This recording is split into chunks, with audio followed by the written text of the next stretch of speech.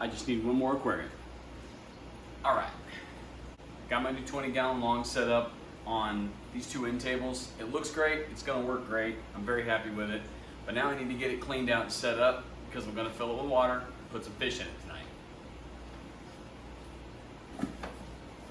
I already did clean this tank out, so I really just need to kind of wipe it out to get out some dust and some debris that's left in it. It's been in storage, so all I really did was fill it up with water to make sure it didn't leak, and then I used a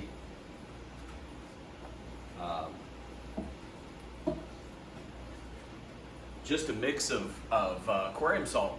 Poured it in there, let it dissolve, and then I wiped and scrubbed it out with that, got all the algae off of it, just got it clean, and that should be all it needs.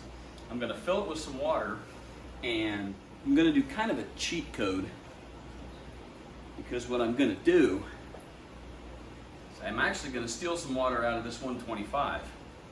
This water's already at the right temperature, it's already treated, it's already healthy. I know the tank is healthy, and the fish that are coming in are cichlids. So I'm going to drain some water out of here just to get this tank started, and then I can add the water back into this with no problem. Then I'm going to install just this little Tetra Whisper 20 internal power filter in there just to keep the water going. And while I'm at it, I'm going to pull one of the sponge filters out of one of the other aquariums. It's already working, it's already got the beneficial bacteria in it, and it's going to get this tank up and running right now. Okay.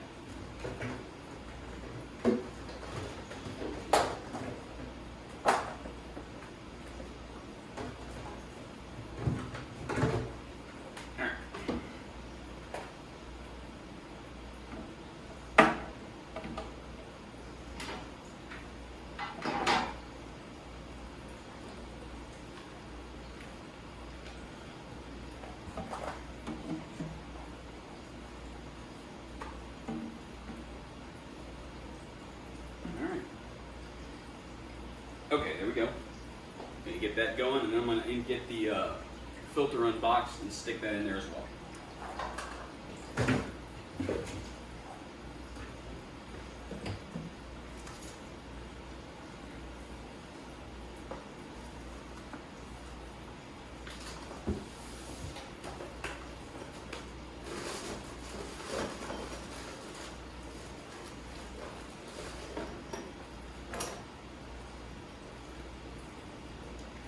Probably should have unboxed this already.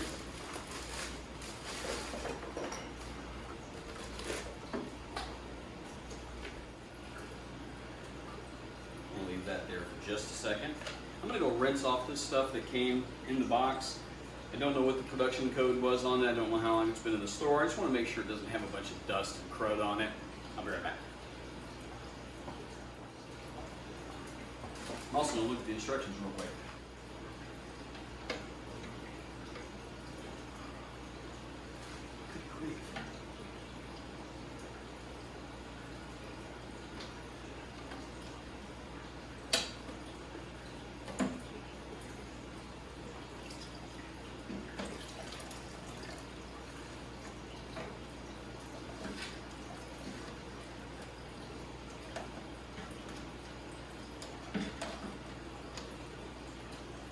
Okay.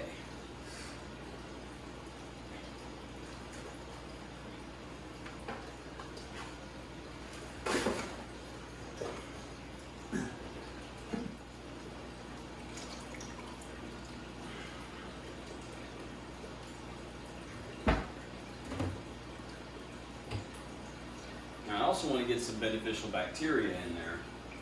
And the best way to do that is to take it from a tank that's already established. And the only way you're going to do that is getting it off of the material that's already in the tank, or taking it off of a filter. And sponge filters are the best way to kickstart a tank like this as quickly as possible. Okay, since I need to get some good beneficial bacteria, I'm going to go ahead and use a sponge filter that I've had set up for a while. And the easiest way to get a sponge filter out of a tank without making a huge mess is to get something to put in the water and get under the filter so you can scoop it out without putting all that waste back into the tank. There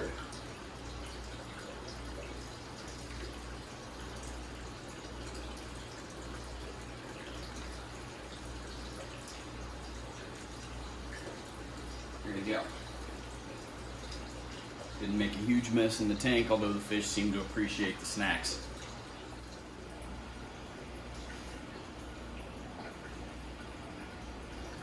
Okay. So we got a little bit of the API quick start. I always have to read the instructions. 10 mil for 10 gallons. All right. So let's give a couple of these.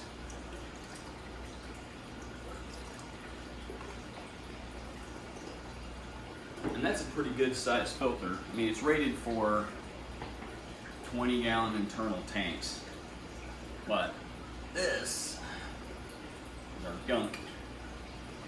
I'm gonna go ahead and squeeze some of this out. Just gonna put that in here. And what this does is it immediately transfers some of this beneficial bacteria into the tank and into this filter so it can start to grow there. Now I'm not going to leave it like that. I am going to put an air pump and an air stone in there. But right now I'm just trying to get the water circulating and everything flowing through this filter so that eventually I can take that sponge filter out.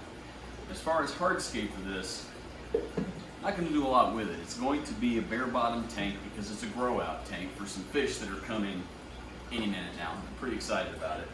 I'll do an unboxing of those when they get here. So, some of the hardscape that I do have is just these little clay pitchers, and they're intended to go in like a decorative fountain water feature. And you would put them in like this, and water would spill into this and spill out into a second one or a third one, or however many you want to do. But what I'm going to do is use these like I did in the 55-gallon tank. And I'm just going to lay these on their sides or stand them up so the fish can use them as hiding places. It worked really well for that aquarium. I think it'll work great in this aquarium. And this is kind of a theme I've got going for the next big aquarium that I'm going to build. And again, we're going to talk about that one when it gets to that point. But these fish, when they get here, are going to play a big role in that.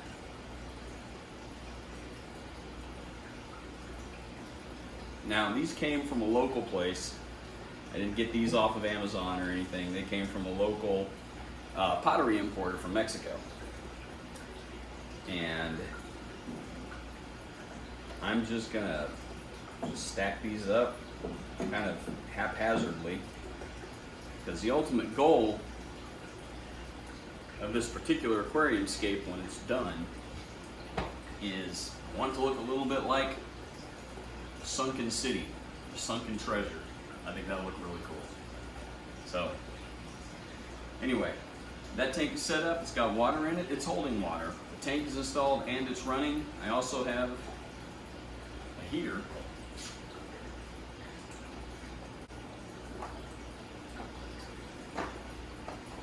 Ta-da! My apologies to the people online that I follow that have shops that I usually buy this stuff from, like K&G Tropicals. I forgot I didn't have a heater for this aquarium, and we keep our house a little cooler than most cichlids like to have. Like this tank is running at 78 degrees. Since these are going to be cichlids and the temperature range for cichlids is somewhere between about 76 and 82 or 84 degrees, I thought it'd be a good idea to get a heater. So I ran across the street, literally, to the big box store, picked up some brand of heater, and I'm going to put it in the tank and go ahead and get it plugged in. Again, since this water came directly out of this aquarium, and this aquarium is running at 78 degrees, I don't anticipate it being a problem right now. But I don't have a dedicated fish room. This room is part of my house. So I don't keep my house at 77 degrees or 78 degrees. I'm not the king of DIY. Joey keeps the whole room at 80 degrees. Someday. Someday, Joey. All right. This is actually a pretty nice heater. and it's too tall. So I'm going to, I guess, what do we got it on here? Oh, it's got a thermostat on the side. All right, I'm just going to plug it in and run it. And I'll make adjustments as I need to. I set it at an angle so I can keep most of it submerged. And now I got to walk behind the camera and get my towel.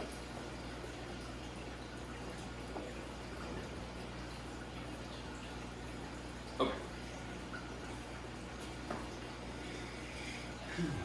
Closest convenient plug is this random 3-plug over here that my skimmer's plugged into.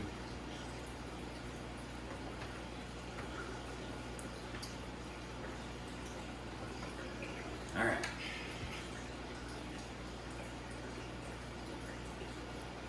I expected a red light. Let's see what happens.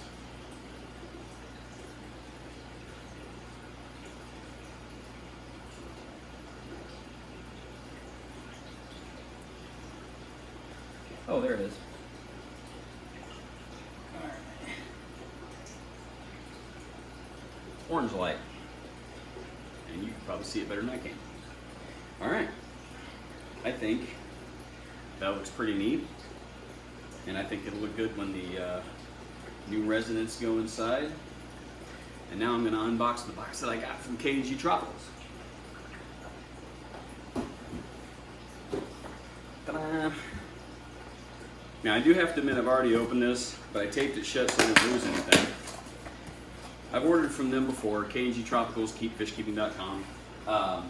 Most of my lights came from them. A couple of other parts and pieces came from them. My CK Shark came from them. And almost everything else either came from a local store or aquarium co-op.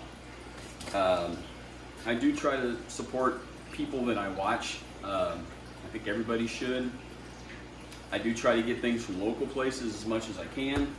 And everybody, when we run into an emergency, we get online and we order that thing that gets it here tomorrow. But I like ordering from K&G Tropicals. I like the handwritten note on the packing slip. That's cool. Thank you, Lisa and John. And what this is a new, I don't want to drop in the tank, a new Aquatop Brezza Fusion air pump. I'm going to use this to run this aquarium and eventually to run the larger aquarium. I don't know that I necessarily need one, but I like the bubbles. I like having one. I think it works great. And I got a couple of these little guys. These are just little classic Aquaflow sponge filters up to 25 gallons. I did get these specifically for this tank. And I guess I should probably go ahead and set them up. But for now, that's unboxed. I love these things. I have a very similar one, but I don't have one from this brand, so I'm looking forward to trying it out. And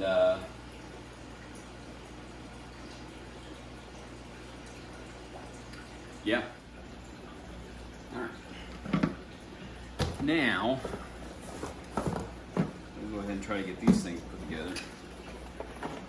Classic Aquaflow.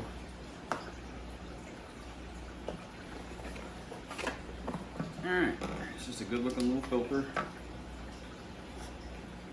This stuff, it's got a little air stone, well, not an air stone, but I'm just taking it apart because I don't know, I don't know what this consists of. It looks like it's just got the cage for that, and the air comes out through the bottom, goes back out the top. Alright, cool.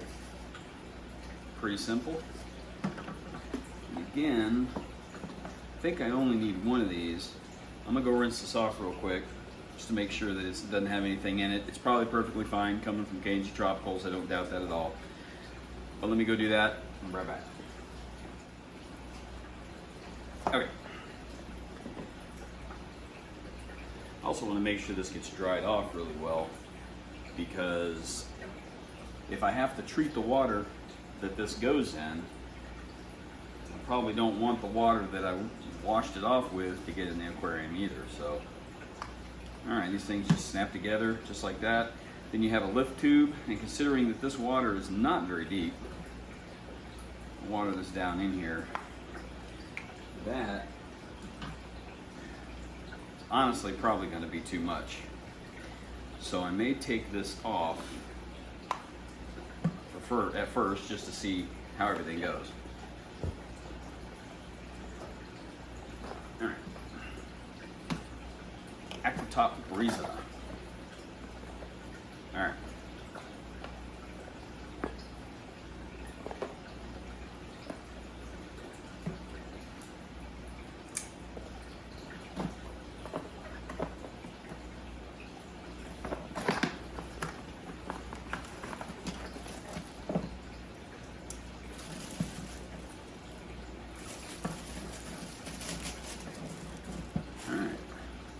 Pretty straightforward. Comes with a little booklet. Alright. Yep. Plug in, turn on, drip loop, check valve. Got it. Alright. This is some flexible tubing. What is this called? Sleek tubing for airline tubing. Again, not sponsored by any of these people. I bought this from, I believe, Cichlids and Salt. I think that's the name of the place, actually in Springfield, Missouri. I was on vacation up there. I went in to check out their store, and I felt bad not buying anything. So I bought this and some hardscape, and which is good because now I have some tubing. All right.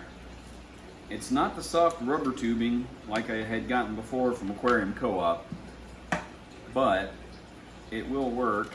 It's the right size, and relatively quick and emergency fish tank setup. Can't really be all that choosy. But I am going to have to get another extension cord because I don't have anywhere to plug this in. It's fine, no big. I'll go ahead and run this down here. It's probably going to live on the shelf on the bottom of this. It's one of the reasons I built it that way. And I've got however many feet this is. I don't know. It's 20 feet, 25 feet. Something like that. Just a heads up. Yeah, 25 feet. I paid $8.50 for it. I don't know if that's good or bad. Alright, I am going to go ahead and cut it, and I am going to stick this in here. Go ahead and submerge this little sponge filter. And then once I find an extension cord, I'm going to plug it in and we'll get it pumping.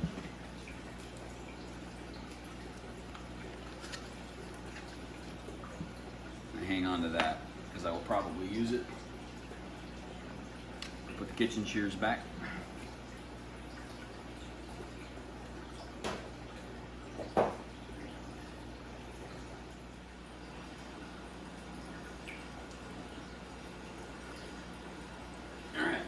That tank is set up, that looks pretty good.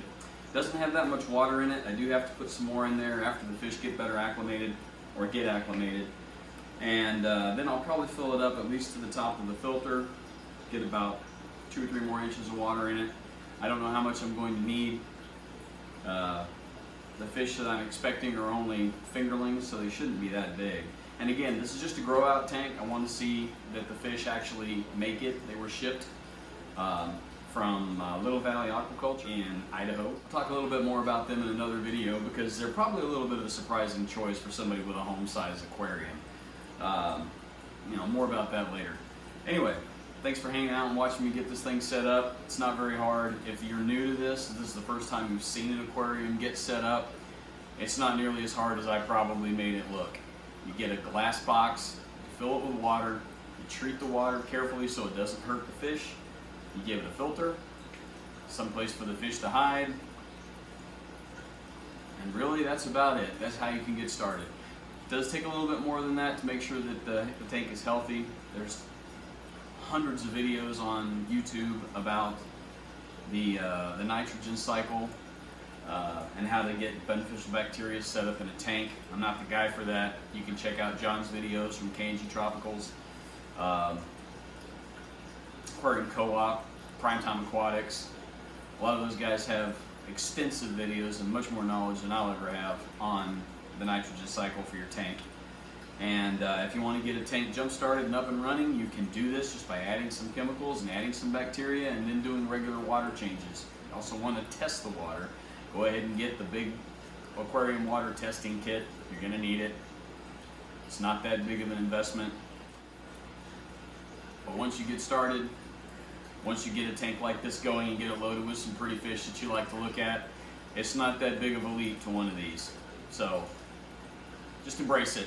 Go for it. Make it happen. I'll catch you on the next one. Thanks.